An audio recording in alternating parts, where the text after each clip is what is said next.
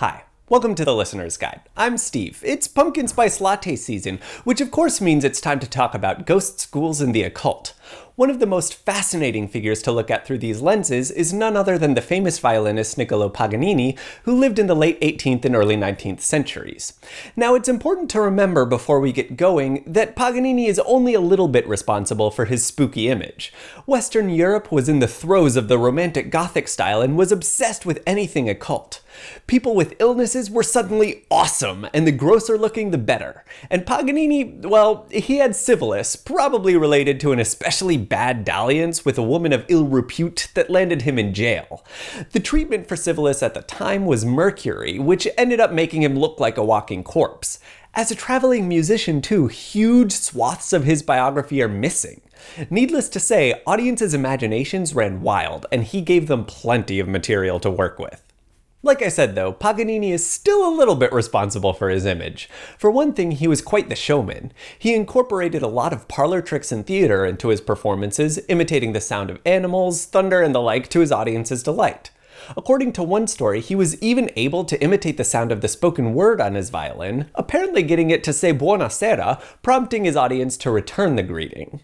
He also improvised on folk tunes and dances in the Italian style, which was very different from the French style, which was popular at the time, which lightened the mood for a lot of his audiences and made the occasion more interactive and theatrical than the stodgy, dignified performances they were used to. Add to that the fact that he was a phenomenal violinist in general. He had especially flexible fingers that enabled him to play a lot of really complex chords that most other violinists couldn't reach. He also used a lot of extended techniques that would confuse the eye if you don't know what you're looking for. For instance, in his famous Caprices for violin, one movement shows off the left-hand pizzicato, meaning that the player has to pluck the strings with their left hand while bowing with the right. If you don't know the piece or the technique, you have no idea where the plucked string sound is coming from because you assume that the left hand is only holding the strings down. It starts to look like he's playing the violin by magic, which is an easy assumption to make given that he looks like a reanimated corpse. So rumors began to spread that he had sold his soul to the devil in order to play the violin well. This was already an overdone trope by the time he came around. Giuseppe Tartini, for instance, was born about 100 years before Paganini and was best known for his Devil's Trill Sonata, a song that was apparently dictated to him in a dream by the devil himself.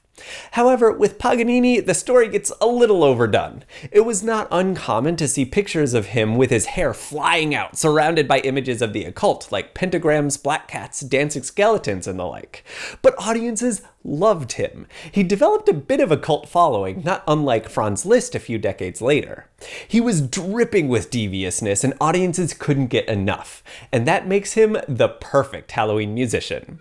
So who are some of your favorite Halloween musicians? Maybe some favorite Halloween pieces? Let us know in the comments, and thanks for watching this episode of The Listener's Guide, which is brought to you by all of our lovely patrons on Patreon. If you'd like more quality content, don't forget to check out the Patreon page, like, share, and subscribe, follow us on Facebook, and all those links are in the description. And we'll see you next time on The Listener's Guide.